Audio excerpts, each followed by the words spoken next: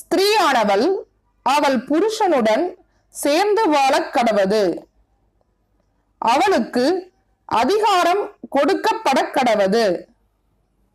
இதன் அர்த்தம் என்னவென்றால், சசிகலா நடராஜன் அவர்கள் ஜெயலலிதா அவர்களோடு 30 ஆண்டுகளாக துணையாக வாழ்ந்து வந்தார். அவர் இறந்து விட்டார். இனிமேல் சசிகலா நடராஜன் அவர்கள் அவர்களது கணவனுடன் சேர்ந்து வாழ வேண்டும் என்று கடவுள் விருப்பப்பட்டார். அதனால்தான் ஸ்திரீயானவள் புருஷனுடன் சேர்ந்து வாழ கிடவது என்று கூறினார்.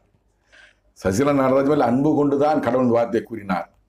அடுத்தபடியாக அவளுக்கு அதிகாரம் கொடுக்கப்பட கிடவது. இது முக்கியமான பாயிண்ட். கடவுள் கூறுகிறார், அதிகாரம் என்பது அதிமுக பொதுச் செயலாளர் பதவி. திமுகவுக்கு எதிராக அதிமுக கட்சி பலம் பொருந்தியதாக